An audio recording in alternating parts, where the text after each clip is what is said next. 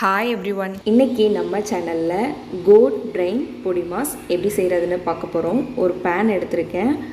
3 teaspoon அளவு oil add பண்ணிக்கோங்க. Oil நல்லா ஹீட் ஆனதும் 1 டீஸ்பூன் சீரகம், ஒரு பெரிய பச்சை மிளகாயை நல்லா பொடியாக கட் பண்ணி ஆட் பண்ணுறேன். ஒரு பெரிய சைஸ் வெங்காயத்தை அதே மாதிரி பொடியாக கட் பண்ணி ஆட் பண்ணிக்கோங்க. 2 டீஸ்பூன் அளவு இஞ்சி பூண்டு பேஸ்ட் ஆட் பண்ணுறேன். இப்போ இதை எல்லாத்தையும் நல்லா மிக்ஸ் பண்ணிவிட்டு இஞ்சி பூண்டு பேஸ்ட்டோட ரா ஸ்மெல் போகிற வரைக்கும் குக் பண்ணி எடுத்துக்கலாம்.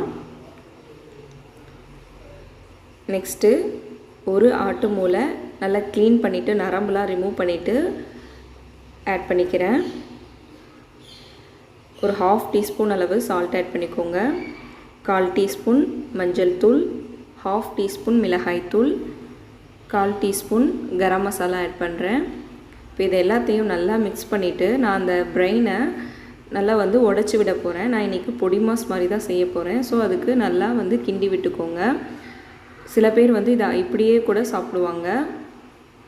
நான் இன்றைக்கி பொடி மாஸ் ஸ்டைலில் பண்ணுறேன். ஒரு 7 மினிட்ஸ்க்கு மீடியம் ஃப்ளேமில் வச்சு குக் பண்ணி எடுத்துக்கோங்க.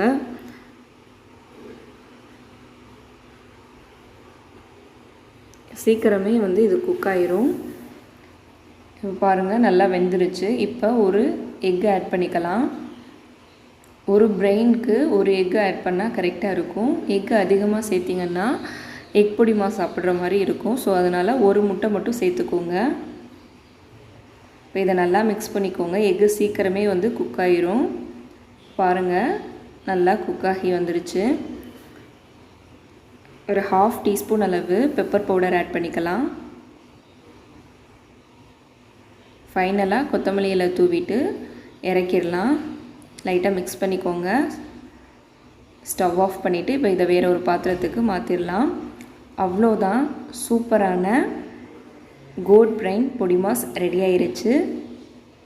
இதை செஞ்சு பார்த்துட்டு உங்களுடைய ஃபீட்பேக்கை கமெண்ட்ஸில் லீவ் பண்ணுங்கள். தேங்க்யூ.